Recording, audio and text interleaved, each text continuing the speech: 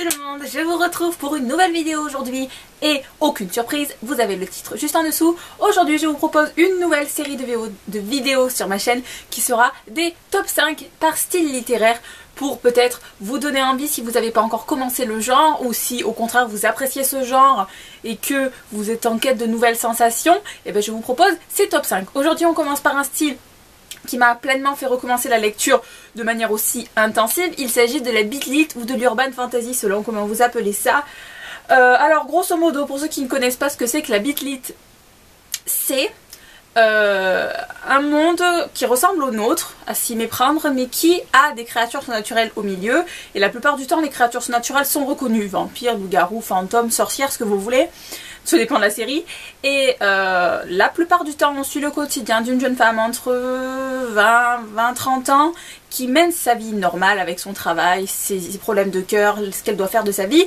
Mais au milieu, elle a des problèmes paranormaux, donc résoudre des meurtres, ou au contraire des créatures naturelles qui lui courent après les fesses. Et elle doit régler tout ça. Donc c'est un style qui est très addictif, qui se lit très vite, avec beaucoup d'action et beaucoup d'humour aussi la plupart du temps. Voilà, si j'ai pu vous donner envie, je vais donc vous présenter 6 séries. C'est la première série, j'ai déjà triché, tout va bien. Donc 6 séries beat lit qui me font passer un super moment.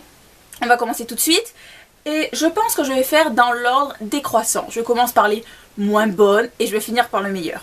Voilà, alors la toute première série dont je vais vous parler. Alors, je sens déjà que mon amie Jane va me taper, mais bon, elle fait quand même partie de mon top 6 beat lit.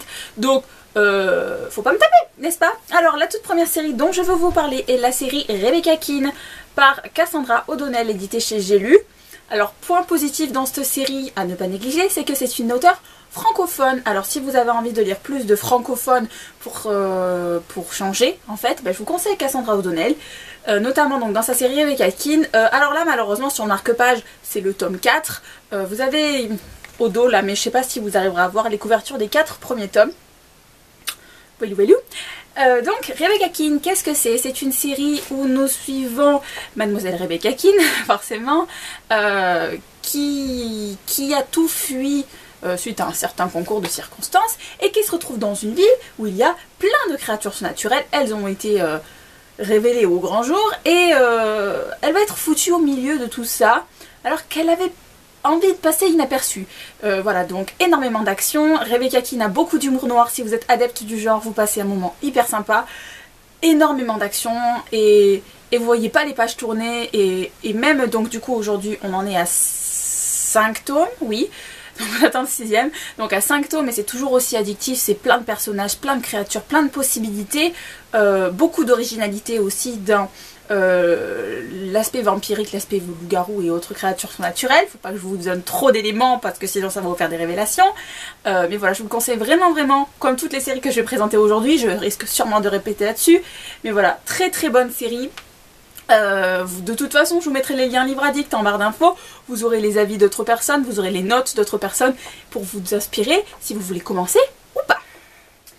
Voilà. Alors, série numéro 5, je vous présente une série qui ne fait très peu parler d'elle finalement, et ça m'embête parce que elle est tellement merveilleuse.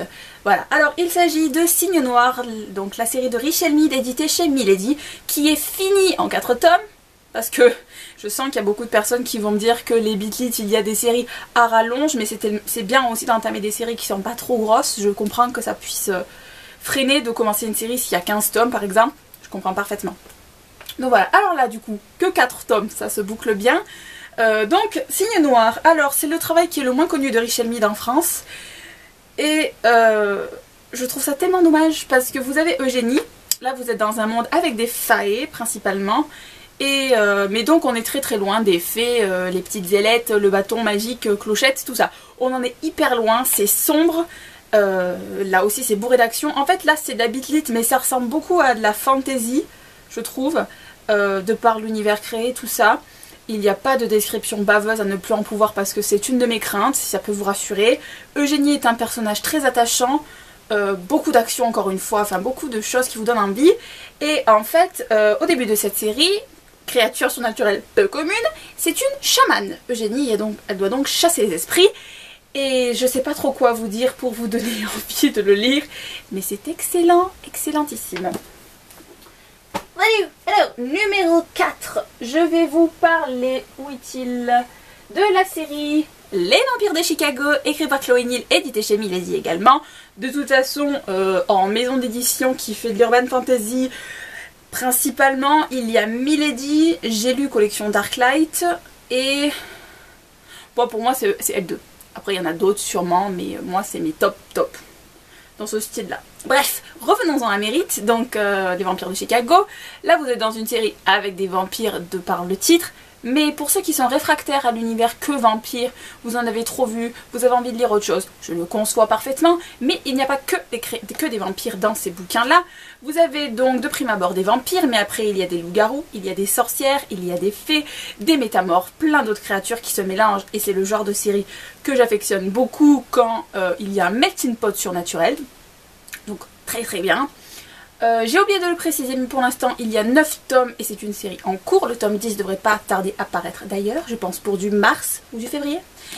Je ne vais pas vous le cacher, les Vampires de Chicago, je pense que c'est soit ça passe, soit ça casse. Moi je sais que personnellement j'ai adoré, mais par contre je sais que Galéane, elle avait trouvé ça un peu longué à démarrer.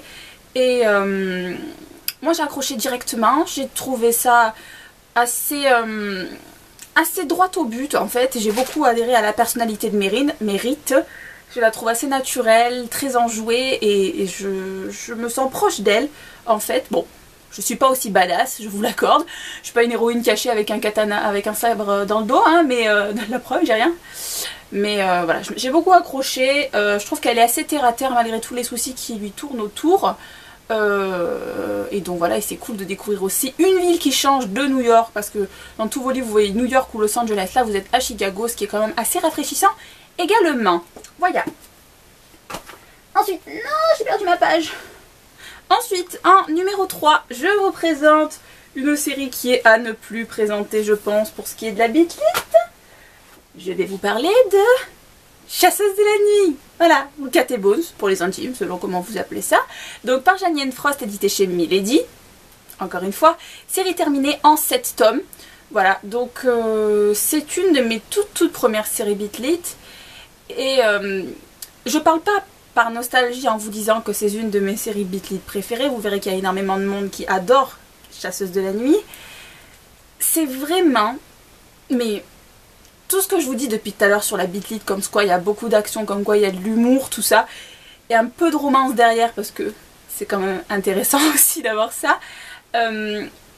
Vous avez tout ça, mais en fois 10 000, et c'est juste excellent. Le tome 1, ça perd pas de temps, ça vous met directement dans l'univers. Il y a particulièrement beaucoup d'action dans cette série-ci. Donc si vous êtes plus scène de combat, tout ça, vous serez plus ravis avec Chasseuse de la nuit dans toutes les séries que j'ai pu vous présenter pour l'instant. C'est là où il y en a le plus.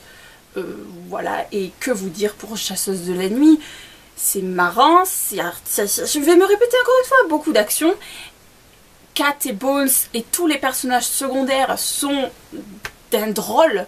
Des fois c'est voulu, des fois c'est pas voulu, et big up à cette série. Voilà, j'ai encore le dernier tome à me lire, donc 7 tomes comme je vous disais. Et pour ceux qui connaissent Chasseuse de la nuit mais qui sont pas au courant, j'ai oublié de vous les sortir. D'ailleurs, je vais chercher ça de suite. Hop. Mais il y a des spin-offs. Alors, le premier spin-off qui est à lire après le tome 4, je crois. Entre les tomes 4 et 5. Vous savez donc la première goutte de sang. Donc il y a de la romance paranormale. Vous avez un deuxième tome que je vous ai pas là. Donc 2 tomes qui sont à lire entre les tomes 4 et 5 pour avancer dans l'histoire, mais qui sont donc avec d'autres personnages, ce que je trouve intéressant pour se remettre dans le milieu et tout. Et ensuite vous avez une autre série spin-off, encore de la romance paranormale, qui est sur un autre personnage de l'univers de Jeannienne Frost, de Chasseuse de la nuit. Voilà, et notamment ce monsieur, il est très bien. Voilà, il est assez sanguinaire, assez drôle en même temps, limite homme de Néandertal, mais on ne peut que accrocher à sa personnalité, je vous l'assure. Mesdames, messieurs, mesdemoiselles, qui que ce soit, cette série est absolument géniale. Enfin, son personnage masculin principal est génial en tout cas. Et sinon, si vous aimez pas tout ce qui est spin-off, il y a également le recueil de 3 nouvelles, donc de Cat et Bones, les 2 personnages principaux de la série, qui est sorti également entre, vous lisez ça quand vous voulez, je crois. Je crois que c'est vers le 6 qu'il faut lire ça. mon lit ressemble à une bibliothèque. Voilà, vu que je vous préfilme des vidéos là, c'est un peu la guerre. Alors, je crois qu'on en est au deuxième livre Beat Lit, mon numéro 2. Wouh! Si vous découvrez tout juste ma chaîne, cette série va être une surprise pour vous. Si vous êtes là depuis quelques mois ou plus, ça va être sans surprise. Mon top 2 est la série Succubus, ou la série Georgina Kincaid, selon quand vous l'appelez, comment vous l'appelez. Voilà, nous sommes encore avec du Richelle Mead, parce que comme vous pouvez le constater, j'apprécie énormément ce que fait Richelle Mead en littérature adulte.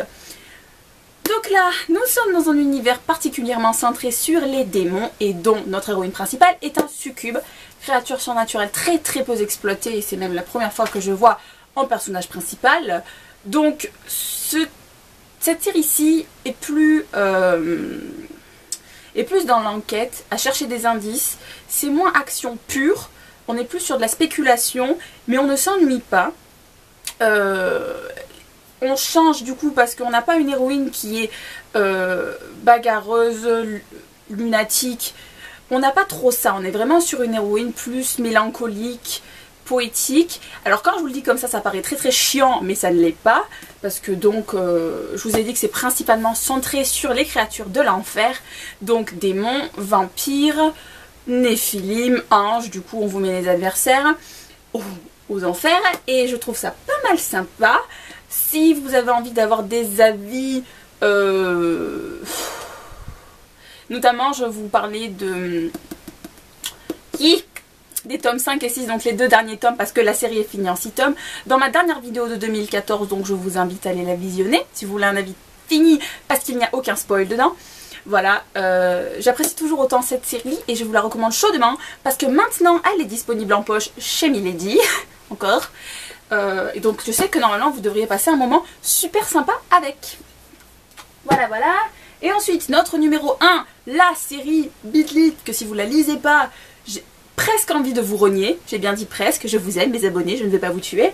Il s'agit de la série Felicity Hadcock par Sophie Jomain, éditée chez Rebelle en grand format ou chez J'ai lu en poche. Donc encore une fois c'est une auteure francophone, ce que je trouve absolument merveilleusissime.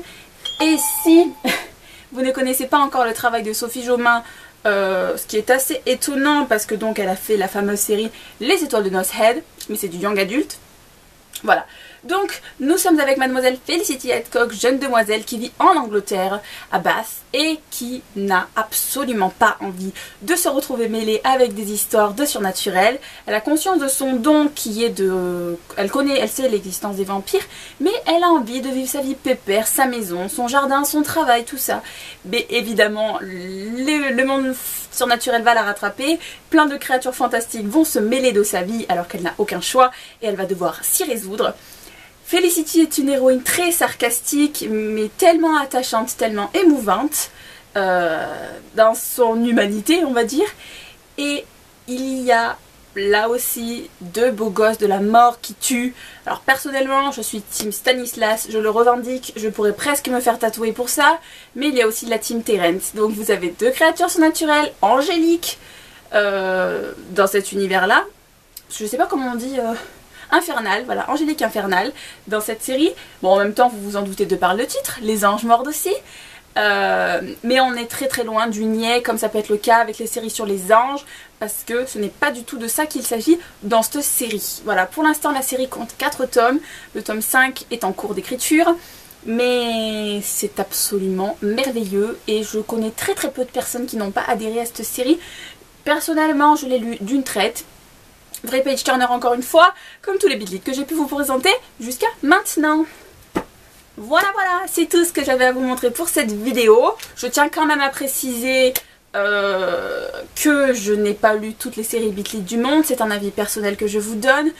Si vous êtes étonné que je ne parle pas de Michaela Lane, c'est que je n'ai pas énormément aimé cette série. Si vous êtes étonné que je ne parle pas de Kate Daniels, c'est que j'ai abandonné la série. Voilà, je vous laisse parce que je sens que je vais avoir des huées. Je vous souhaite une bonne soirée, une bonne fin de semaine et à bientôt. Ciao!